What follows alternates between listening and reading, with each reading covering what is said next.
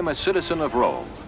I'm very proud of my city because, as our leader Caesar Augustus said recently, Rome used to be a city of bricks, but I am leaving it a city of marble. Rome has a 12.5-mile boundary and contains 2 million people.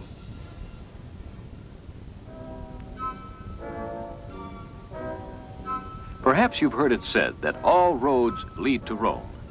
Well, it's true, because there are over 87,000 miles of well-kept, well-supervised roads in the far-flung Roman Empire.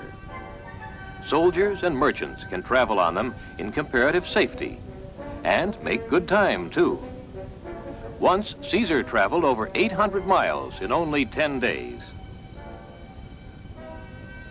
Our roads are about 5 yards wide and are covered with gravel, pebbles, or blocks of stone.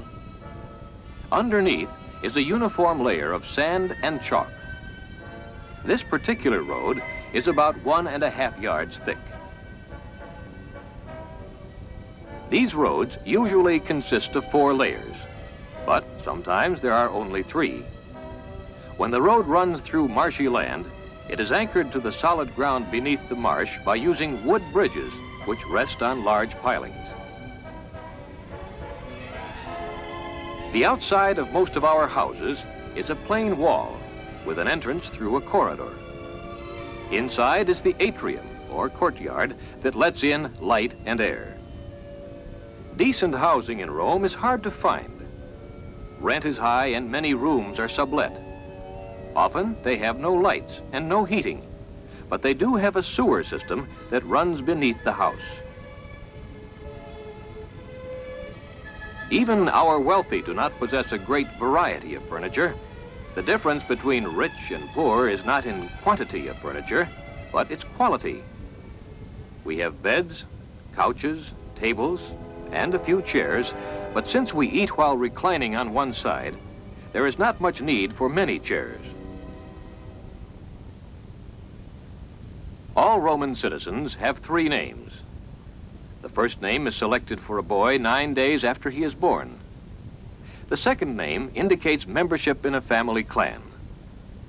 The third name is an extra name and helps tell what branch of the family clan he belongs to. All slaves carry the first names of their masters. In Rome, the father has complete authority over the family, including sons-in-laws, grandchildren, servants, slaves, and any free person living in the house. The family's life depends entirely upon his rulings. It's still possible for a father to sell his son as a slave, and he has power of life or death over his wife.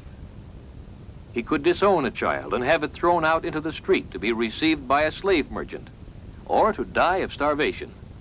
But Rome under Augustus is changing.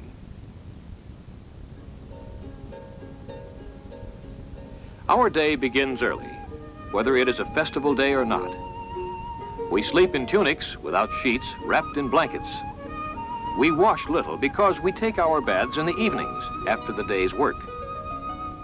Our breakfast is simple, only bread, milk, fruit, or cheese.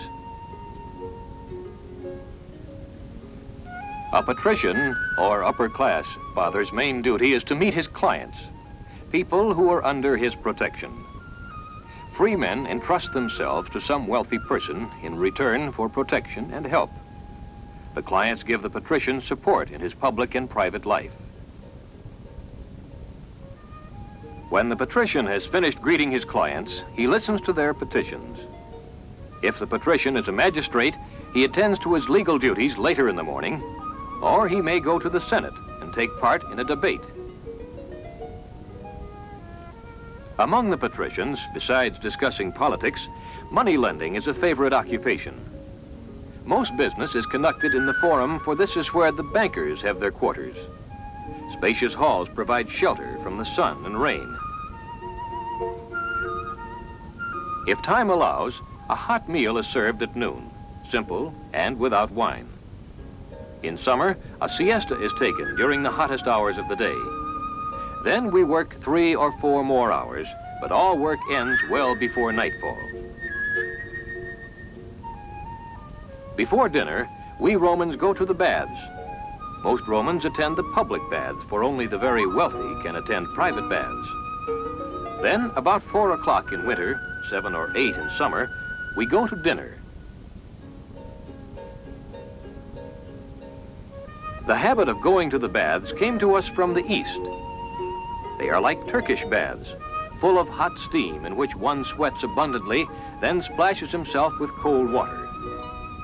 A slave then scrapes the body with a wooden blade to remove dirt and sweat. The bath is a community affair. Friends meet here and converse, exchange gossip, and discuss the day's business. Nudity causes no embarrassment, but there are days reserved for ladies to use the baths.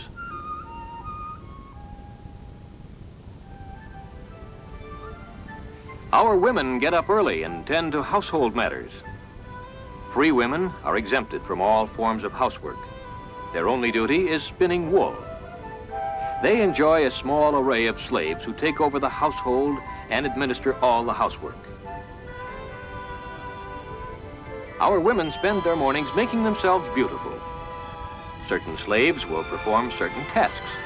One brushes her hair, one curls it with curling tongs, and one places the combs in the right places. Cosmetics are applied by yet another slave trained only in this task. The ladies spend their days visiting, either going to one another's homes or meeting in the street, followed by their slaves. They also shop during the day at the clothes merchant. Slaves shop for food, except in the poorest families.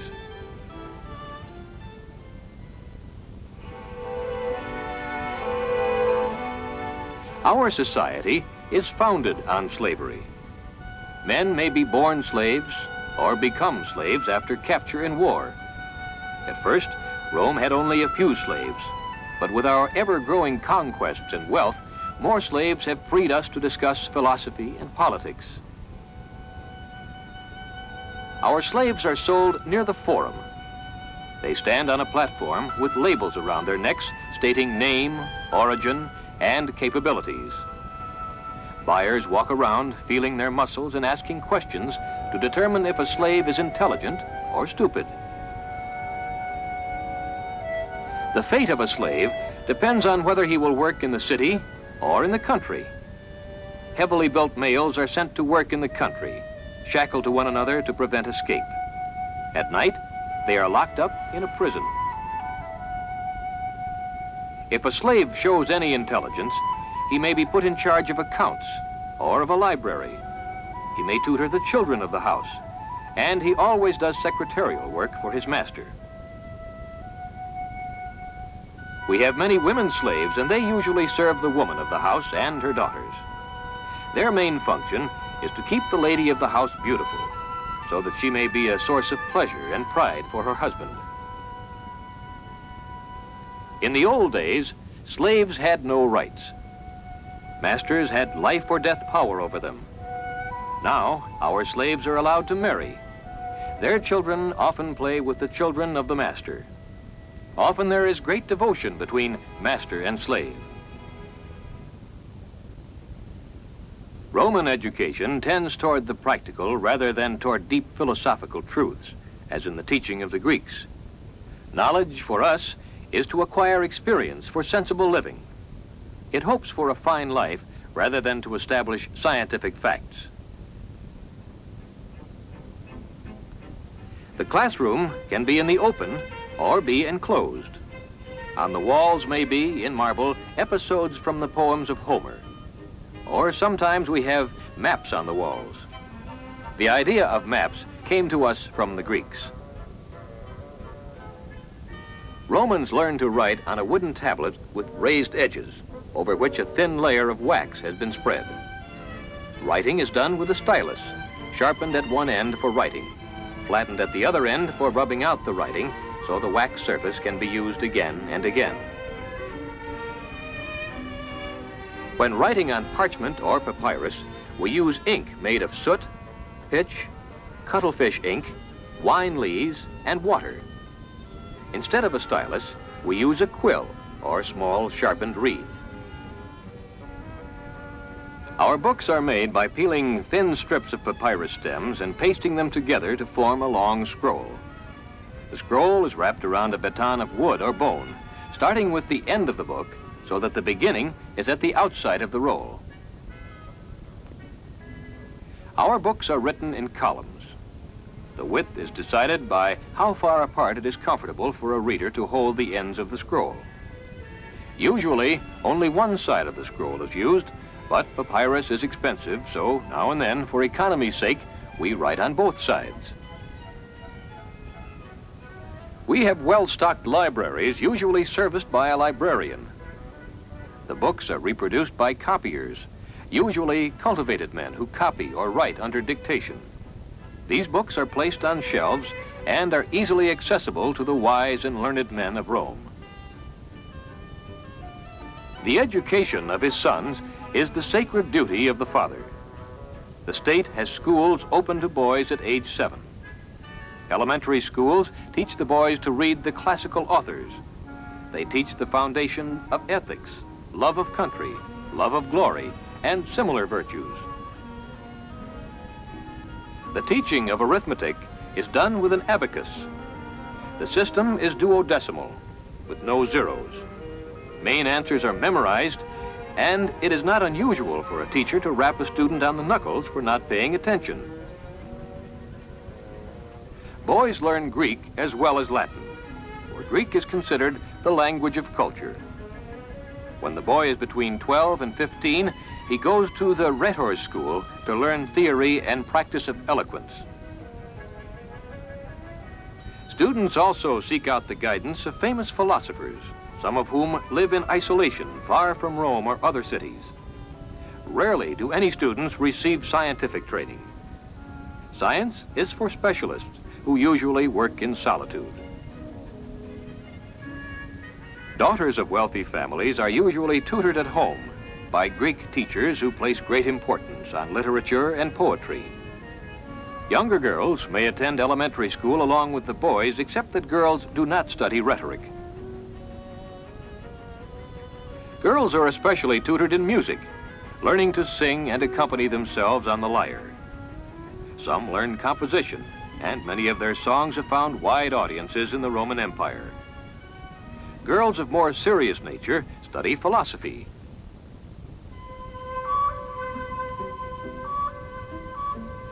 Food in Rome varies greatly between rich and poor. The poor eat mostly porridge made from meal. With it, they may have vegetables such as peas or lentils, greens, and black bread. A poor Roman eats very little meat. But the foods of a rich Roman are many and varied. Seafood, beef, pork, fowl, cheese, all kinds of vegetables, olives, apples, pears, grapes, and peaches. Meats are prepared in a sauce made of honey, vinegar, and oils. As a rule, we eat 3 meals a day: breakfast, a light lunch, and the important meal, dinner. During dinner, wine is drunk in moderation. But afterwards, the libations may continue far into the night, since the banquet begins when the dinner ends. We men usually eat our meals reclining on a couch. The women sit on stools. We eat from plates with our fingers, the food having been cut for us by slaves. We use napkins to wipe our hands and to take food home, with or without the permission of our host. The national dress of the Roman citizen is the ample, solemn, and cumbersome toga. The toga is a symbol of our dignity. Sometimes the tunic, shortened at the waist with a belt, is worn alone by free men and slaves to allow more freedom of movement. But when a Roman appears in public, a toga is placed over the tunic. The toga is made of wool or linen. Its length is 3 times the height of the wearer and is draped around the body in such a way as to form many folds and leave the right arm free.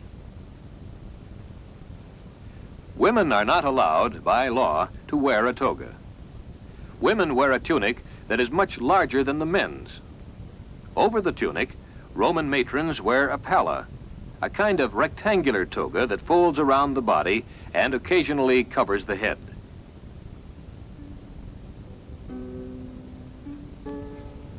Hair fashion for men is important, and the barber plays an important role. We go to the barber to have our hair arranged or curled, or to be shaved.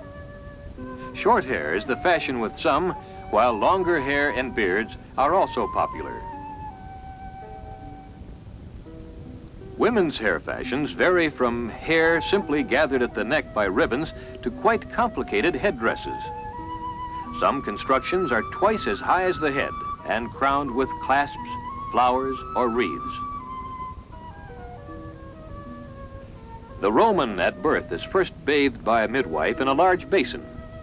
The child is then placed at the feet of the father, who makes it clear by a gesture whether or not he accepts the child. If he takes it in his arms, it is recognized as legitimate. Deformed children may be drowned. The gods Juno and Hercules are protectors of children. For the first 8 days, for girls, 9 for boys, the child is menaced by the powers of evil. Offerings are made to these gods. At the end of the week, a sacrifice is offered and the day of purification begins. On the day of purification, a name is given the child and a locket of gold or leather is tied around its neck to signify that it has been born free. The locket contains charms against the evil eye. Marriage is a solemn moment. The father chooses the future mates of his sons and daughters. There is no consulting with the children, but the mother's wishes are usually considered.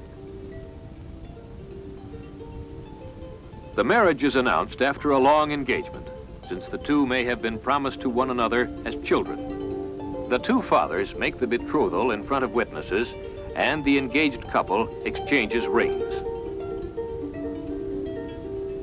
The wedding day is carefully chosen among the feast days. The bride is dressed the previous evening. Her hair is parted to form 6 braids, wound round her head and fixed in place with narrow bands of wool. She is clad in a one-piece tunic and wears an orange veil. The following day, the parents and guests offer a sacrifice at the atrium of the house. The sacrifice is usually a pig or sheep, and the entrails are kept for the priest to inspect. In front of the sacrifice, the bride and groom give their mutual consent, and the witnesses sign the marriage document.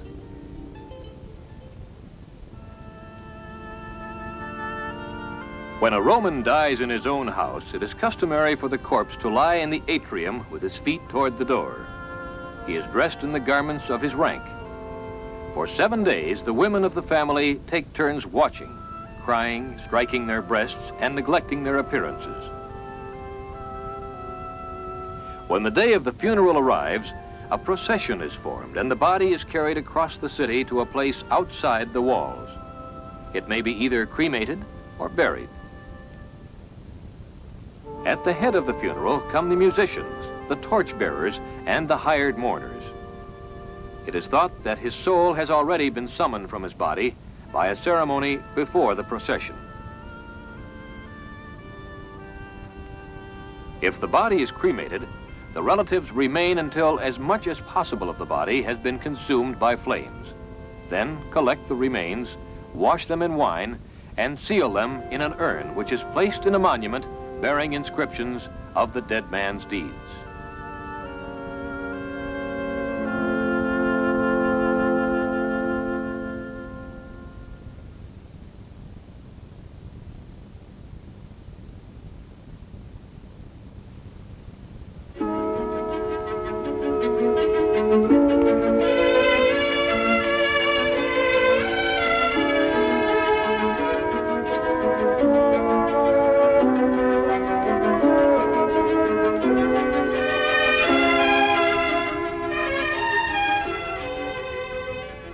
The most highly developed industry in Rome is the building industry. To build any public buildings, palaces, baths, temples, and gardens, we employ thousands of free men and slaves. They work alongside the architects, masons, and carpenters, who are the skilled workers. Great trades are based on the work of Roman craftsmen and their slaves. Makers of clothing, jewelers, iron workers, goldsmiths, shoemakers. The list is endless. One of the most popular crafts is ceramics. We use local kilns for the making of pottery. We have also succeeded in making glass, clear, green, and amber. Bronze and silver vases that adorn many of our homes were made by Roman craftsmen too. Roman law is the structure upon which our society rests. Each case to be tried, whether it's to decide ownership of land or is of a criminal nature, is presided over by a magistrate or judge. In a criminal case, the jury is selected from the highest ranks of citizens, such as senators. Twice the number of needed jurors will be named. Then it's up to the accused to select the ones he wants. The defense has the right to give 2 speeches, which are answered by the prosecuting lawyers. The jury, after hearing the speeches and receiving any evidence, votes for either penalty or acquittal. If the penalty is death, which is not unusual, the accused may avoid death by choosing exile from Rome. But should he return, death is certain. One of the chief pastimes of our people is attending trials, which are always held in the open. Our people have a chance to listen to the prosecution and defense lawyers debate on highly technical points of law. The role of a lawyer in Roman society is an important one, and most lawyers are also involved in politics. Since, by law, a lawyer cannot receive legal fees, he must depend on gifts or provisions in wills for legacies. But the wealth of Rome is great, and a large portion finds its way into the hands of lawyers.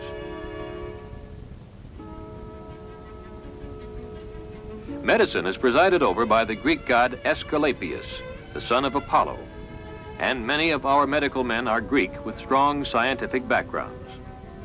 Most of our wealthier citizens are treated by Greek doctors, but many of our people are still treated with herbs, potions, and magic rituals.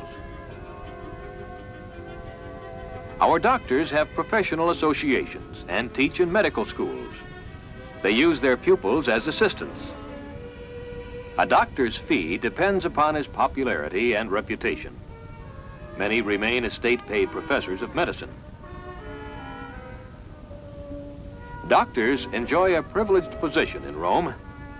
We confer Roman citizenship on many foreigners who practice medicine in Rome. Also, doctors are exempt from public service and pay no taxes. Many rise to become governors of provinces. Doctors are assigned to legions, auxiliary camps, and ships of the Navy. They have junior rank as officers. Many of our civilian hospitals were founded as military hospitals or took military hospitals as their models.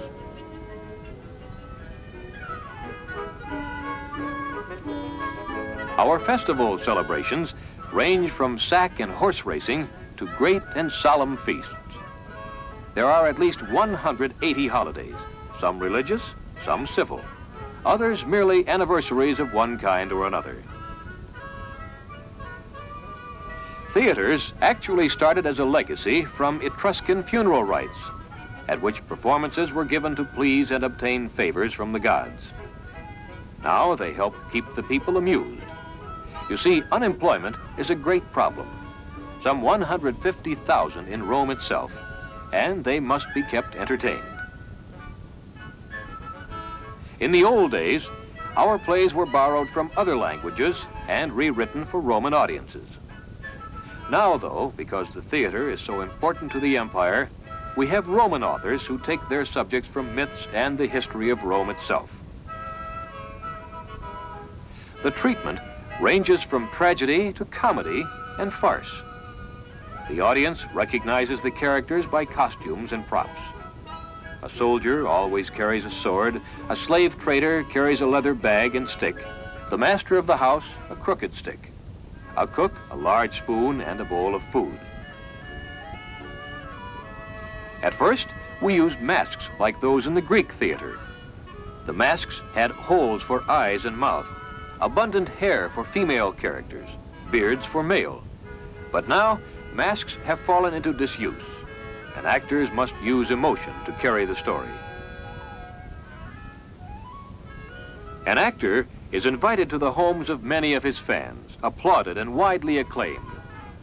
He is trained very carefully, keeps his figure slim, and makes a careful study of human nature to find the best and most immediate means of moving his audience.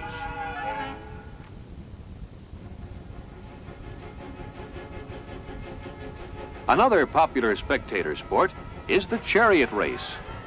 The chariot is a light box on two wheels which only a man's weight can keep steady and balanced.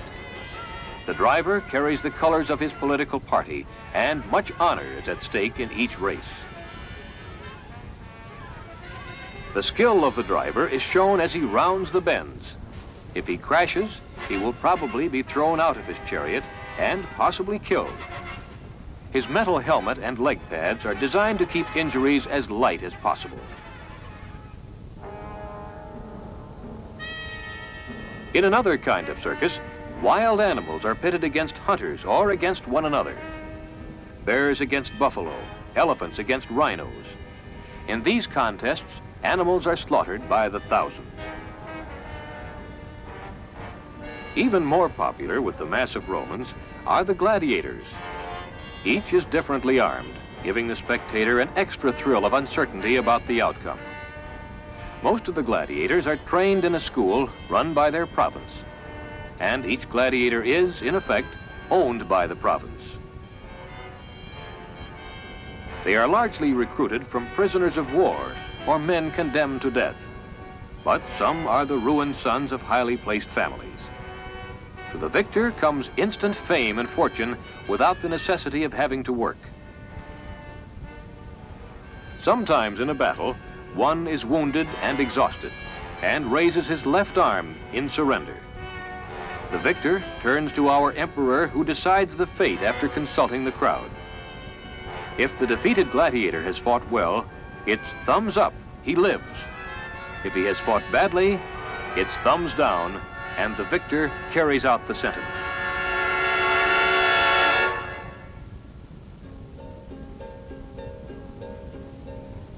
Our gods have always had human form. Jupiter on his throne is god of the heavens. Mars in armor, god of war and of agriculture. Juno is goddess of the skies. She is also mother and queen. Janus, who looks in both directions, is god of the beginnings, the beginning of the day, of the month, year, and of life itself. Vesta is the goddess of the domestic hearth. She symbolizes the family and is represented by the ever-burning flame in a small temple in the middle of the forum, where she is served by a group of priestesses called Vestal Virgins. Saturn is the god of the fields. He protects the grain seed in the earth and distributes health and well-being. Neptune, god of the sea, protects sailors and navigators. He also is the protecting divinity of horses. Mercury is the god of commerce. We don't worry much about afterlife. Our religion contains no rites and special prayers necessary to send the soul on its trip beyond the tomb. We believe that the soul is pure. After it leaves the body, it becomes divine. There is no priestly class in Rome, as there is in Egypt. Our priests come from the ranks of ordinary citizens and are elected for life. They preside over ceremonies in the temples, which are only open in Rome on the days dedicated to their own divinities or for special occasions.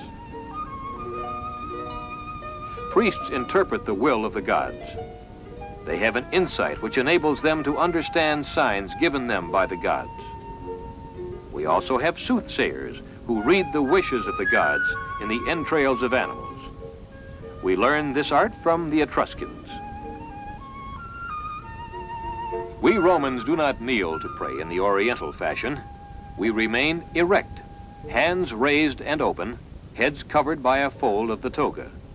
To make our prayers more effective, we accompany them with feastings or abstinency from certain foods. Our calendar lists the fixed religious days. Each month has its festivals. In February and May, festivals honoring the dead. In December, from the 17th to the 23rd, we stop work and celebrate the harvest. Great banquets, celebrations, and games are held. Even our slaves are treated with kindness during this period.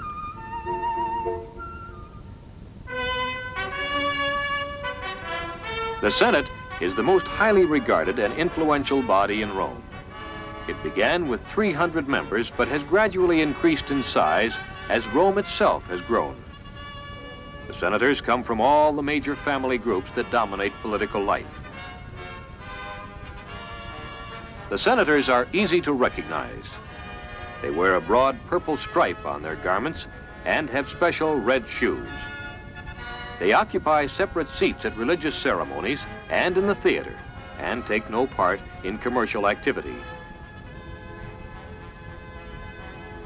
In our society, there are two classes, the upper, or patricians, and the lower, or plebeians. It is the task of the tribunes of the Senate to defend the lives and property of the plebeians, since senators are usually patricians. The Senate normally meets in Rome. Written reports are submitted and the senators express their opinions in a definite order of rank. When discussions have lasted long enough, the senators vote. The Senate gives advice on policy, religion, finances, war, and peace. Because our Roman army brings back large amounts of booty from war conquests, the citizens of Rome are exempt from direct tax. But taxes are collected in the provinces. There, tax is paid on land, custom duties at frontiers. There is a 5% duty on inheritance and a 1% tax on freeing slaves. Our money is coined in gold, silver, and copper or bronze. It was our Emperor Augustus who first based the Roman currency on gold. The monetary system is used throughout the entire Roman Empire.